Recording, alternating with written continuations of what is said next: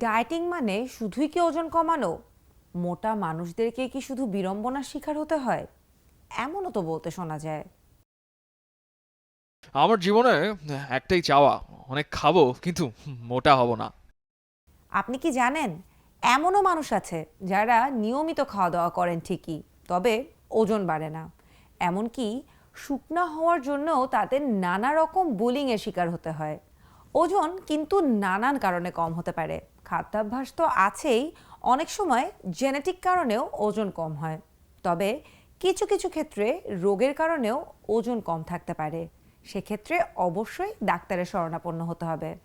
যারা ওজন বাড়াতে চান আর কিভাবে ওজন বাড়াবেন সেই নিয়ে দুশ্চিন্তায় আছেন, তাদের জন্য পুষ্টিবিদ বা ডায়েটিশিয়ানরা কি বলছেন তাই আজকে জানাতে চেষ্টা করব। সাথে আছি আমি, সারা ফাইরুজ্জাইমা।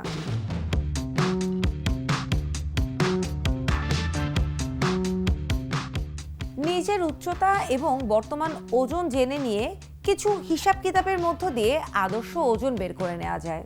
যেমন আপনার উচ্চতা যত সেন্টিমিটার তা থেকে 100 বিয়োগ করলে আপনি পাবেন কিলোগ্রামে আপনার কাম্য ওজন। তবে এই ডিজিটাল যুগে এসে অঙ্কের এত মার প্যাচে না জড়াতে চাইলে গুগলে ওজন ক্যালকুলেটর বা ইংরেজিতে ওয়েট ক্যালকুলেটর লিখে সার্চ দিলে সহজেই নিজের বয়স ও উচ্চতা অনুযায়ী সঠিক ওজনের পরিমাপ জেনে নেওয়া যায়। এমন অনেক অ্যাপ রয়েছে। এবার আপনি জানেন আপনার আদর্শ ওজন কত হওয়া উচিত, সুতরাং সেই অনুযায়ী ডায়েট এবং ব্যায়াম করতে হবে। অনেকেই মনে করি জিম করা শুধুমাত্র ওজন কমানোর জন্য, কিন্তু এই ধারণা একদমই সঠিক নয়। ওজন কমানো হোক কিংবা ওজন বাড়ানো, জিম বা শারীরিক কসরত আমাদেরকে ফিট থাকতে সাহায্য করে। প্রথমেই আসি খাদ্য তালিকায়। নিয়মিত স্বাস্থ্যকর খাবার খান। মোটা হওয়ার উপায়গুলোর মধ্যে সবচেয়ে অন্যতম ও গুরুত্বপূর্ণ উপায় হচ্ছে স্বাস্থ্যকর খাবার। অর্থাৎ আপনাকে নিয়মিত সঠিক সময়ে স্বাস্থ্যকর খাবার খেতে হবে এবং বারবার খেতে হবে। অর্থাৎ প্রতি 2 ঘন্টা অন্তর অন্তর পুষ্টিকর খাবার খেতে হবে। নাস্তায় নিয়মিত খাবারের সাথে যুক্ত করতে পারেন দুধ, কলা, সেদ্ধ ডিম ও খেজুর। প্রতিবারই ভাত কিংবা এমন কোনো ভারী খাবার খেতে হবে তা নয়। সিজন অনুযায়ী ভিন্ন ভিন্ন ফল কিংবা সবজি খেতে পারেন। দুপুরে খেতে পারেন ভাত, ঘন ডাল। মুরগির মাংস 1 টুকরোর জায়গায় 2 টুকরো খেতে পারেন।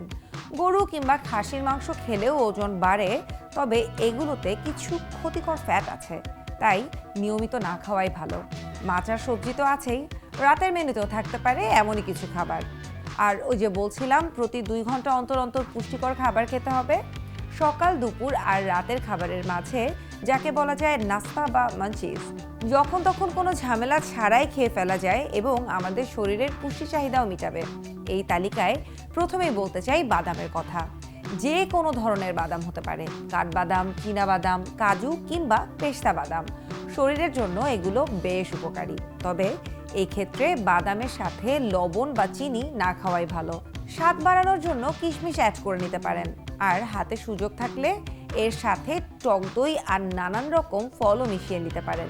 মনে রাখতে হবে, অনেক চিনি, অস্বাস্থ্যকর তেল বা চর্বিযুক্ত খাবার এড়িয়ে যেতে হবে।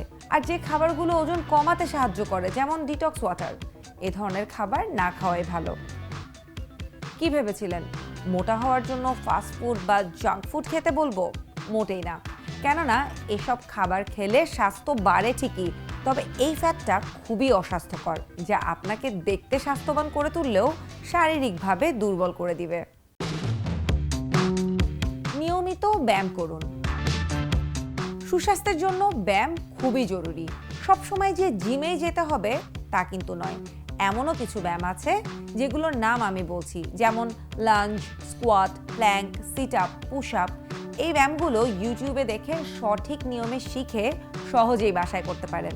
মনে রাখতে হবে, সঠিক নিয়মে ব্যায়াম করা জরুরি, নইলে উল্টো ভুল নিয়মে ব্যায়াম শরীরের বিভিন্ন জায়গায় ব্যথা সৃষ্টি করতে পারে।